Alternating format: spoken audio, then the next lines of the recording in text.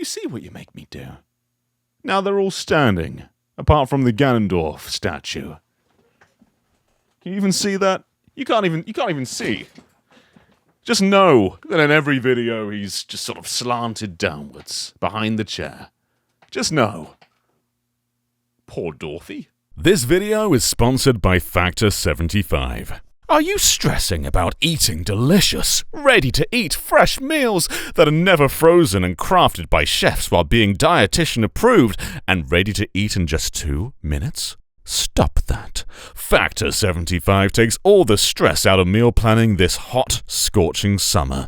Don't even think about shopping in that sun, assuming you're in a hot country where the sun is hot. Sit back, have everything come to you, and live it up with 35 different options per week, including keto, calorie smart, vegan, veggie, and even more. Factor eliminates the hassle of prepping, cooking, and cleaning up. Simply heat up your food and dig in. Get 50% off your first Factor box and 20% off your next month of orders using my link. Click the link in the description or scan the QR code with your phone. Once again, thank you to Factor 75 for sponsoring this video. Howdy there, cowboys. Yeehaw! And The Legend of Zelda: A Link to the Past 4 Swords has released on NSO. And this is a pretty big deal, because this game has always been just out of reach for me. I remember playing through the entirety of A Link to the Past on a train journey across the country and a train journey back on GBA, and I loved it. And 4 Swords always mocked me, that thing. I played through it on DSi. There's an anniversary version of this, which was pretty cool. It allows you to play the entire game on your own via single player, but honestly, that's not the best way to play the game. It's kind of tedious that way. What you really needed was 4 friends on the Game Boy Advance who all had their own cartridge. DSi made it easier, where it was a free download for a limited time. I did have friends with DSi's and 3DS's, but none of them downloaded 4 Swords Anniversary within that time, so I've never been able to play through the entirety of the original GBA 4 Swords multiplayer, the way it's meant to be played, the way that it's fun, until now on NSO. And this is a bigger deal than just 4 Swords, because 4 Swords on GBA has a bit of cross-progression to A Link to the Past on GBA. What do I mean by that? Well, let me tell you. First up, A Link to the Past actually has some interactivity with 4 Swords as well. Once you get the Master Sword in A Link to the Past, you can get the beam shots with your sword when your hearts are full in 4 Swords. That's pretty neat. But what's neater than that is an entirely unique dungeon in A Link to the Past that was never in this game, the Super Nintendo one. This one's missing a dungeon that's on the Game Boy Advance, made exclusively for this little bad boy over here, if you've finished 4 Swords. Basically, once you get to the Dark World and there's a pyramid, there's a brand new door in the GBA version, and there's a guy guarding it. And if you've not finished 4 Swords, he will say, "You're not a hero.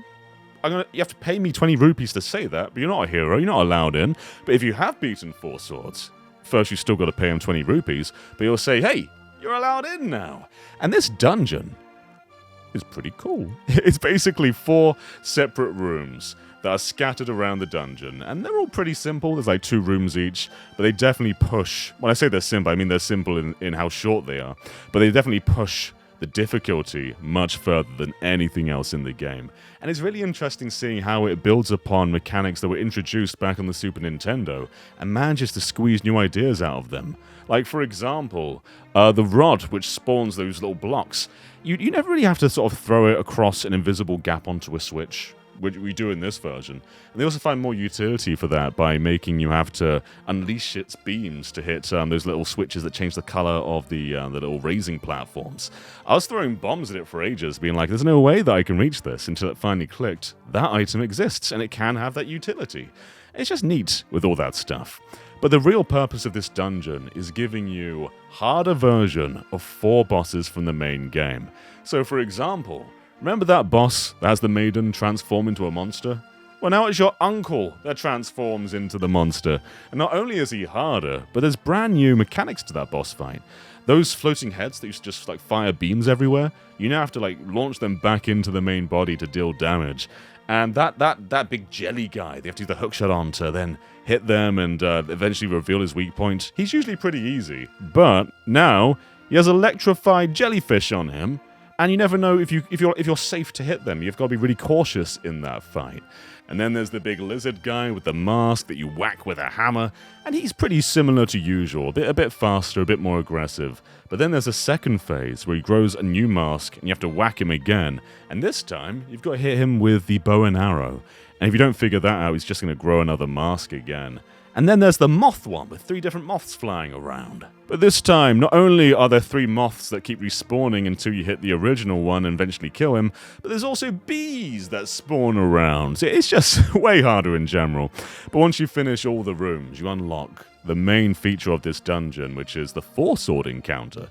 So basically, every time you defeat a boss, you get one of the 4-sword, and once you've collected all 4, you go to the central room.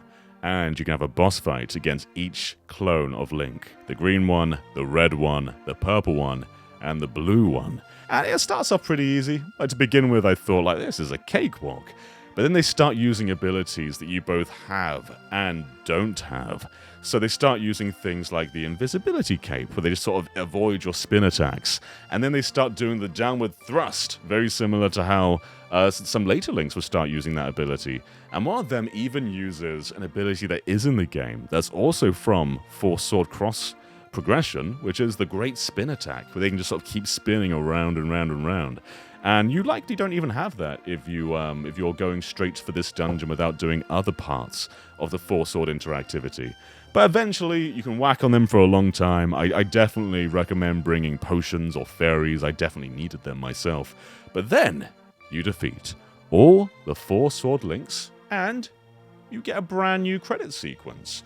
And there's a few rad things about this. So the original credits, of course, are set in the light world. This one's set in the dark world. So you get to see all the NPCs from the dark world. They're thriving post-game, what's exactly going on with them. But then the final credits tell you lots of stats about your gameplay. Basically, every item you've used and how often you've used it. And it's just really interesting stuff that the game is tracking that. And you'll never see that if you don't finish 4 swords and then do this bonus dungeon. And like, while there isn't anything like totally brand new, like it's reusing a bunch of elements from the main game, it's still very cool to have just a new area in A Link to the Past that I have never experienced before. It's totally rad for a game that I've grown up with to now just have totally new stuff in there. And speaking of totally new stuff, the Great Spin Attack. So you get this from a lumberjack, and there's a bit to this. So basically, in 4 swords, every time you win a round, which is to say you get more rupees than your colleagues, your cooperative buddies, you get a medal. And 4 swords is a pretty short game. There's only 4 areas, so there's basically, if you do one playthrough and you win each and every one of them, you'll finish that with 4 medals. So you've got to replay 4 swords a few times, but not only replay it, but also be the top player 10 different times to unlock what this lumberjack does. You need 10 of those medals. So at minimum, 3 playthroughs of 4 swords. At maximum, a lot of playthroughs of 4 swords, because you've got to win. And I thought I could just grind this out by connecting 2 switches together and playing by myself. But 4 swords is miserable on your own, and that would take forever, so I didn't do that. Using some guy's save file, I now have 10 medals from 4 swords, and in A Link to the Past, it doesn't matter where you are in the game, you can start right from the beginning. You can talk to this lumberjack as long as you finish the intro bit.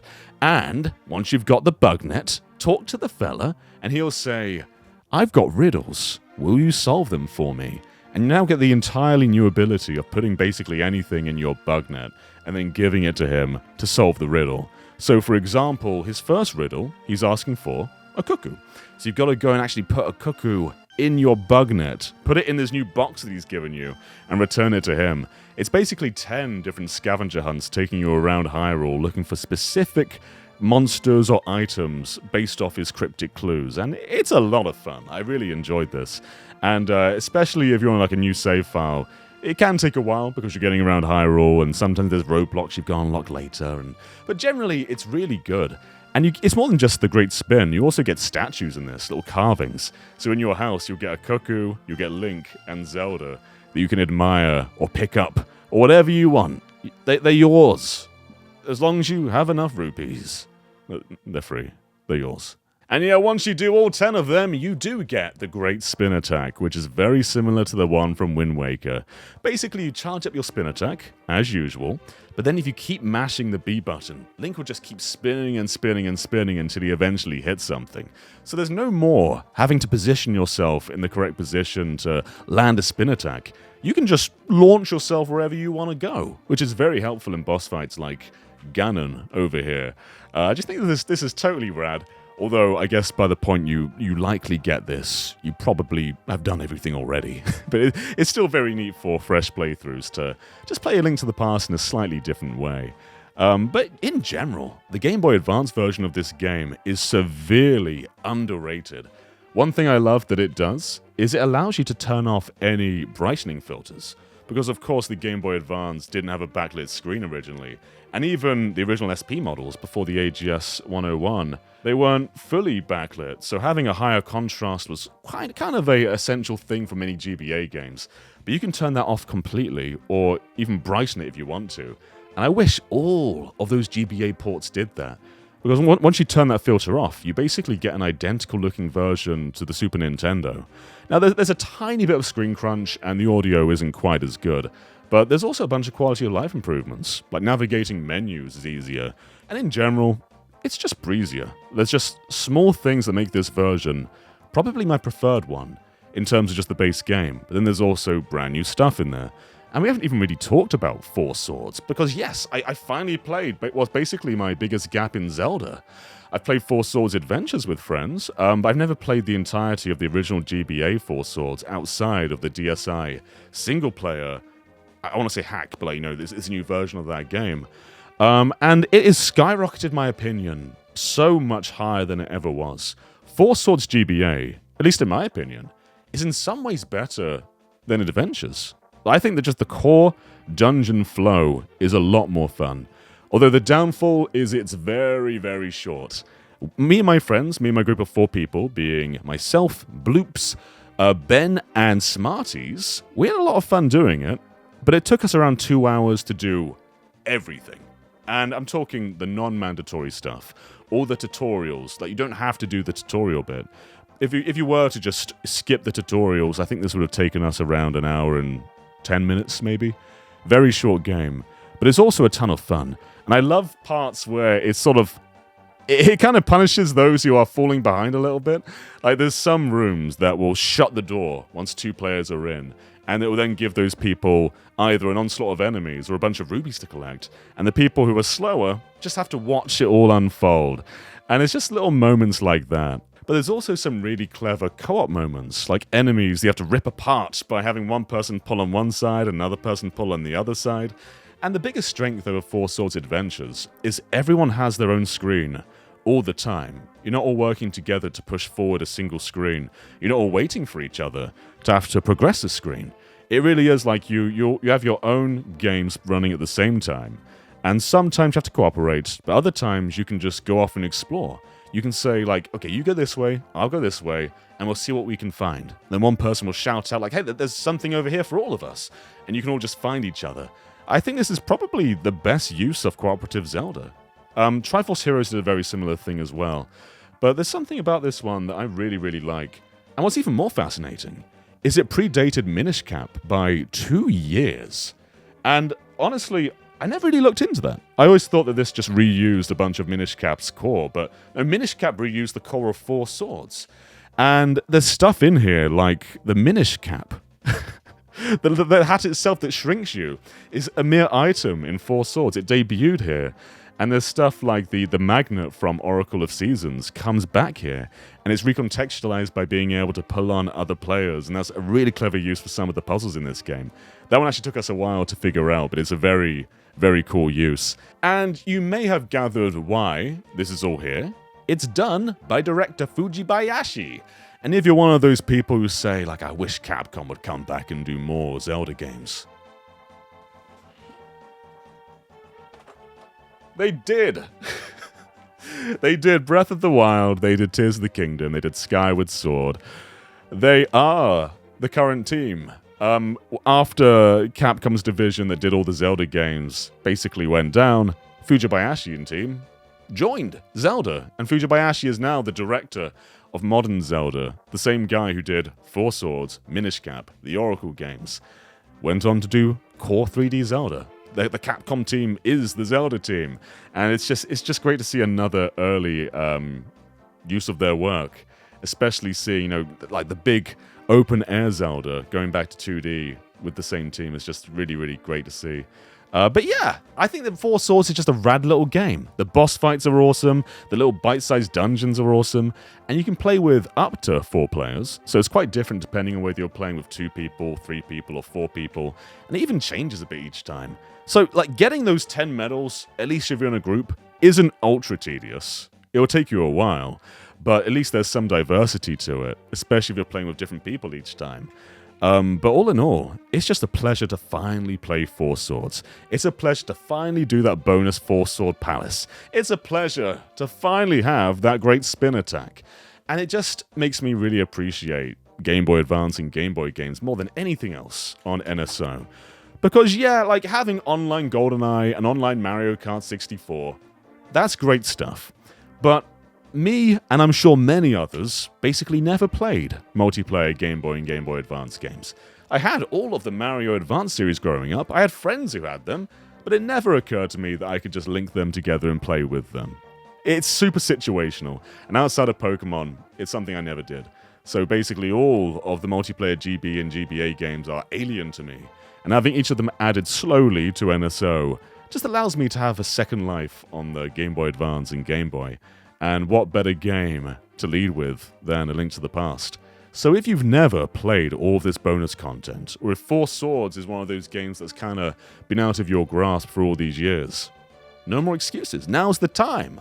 If you haven't got friends, make friends. There's people, just look down below. There's a comment section of people, which likely, I'm sure some of you want to have friends to play with.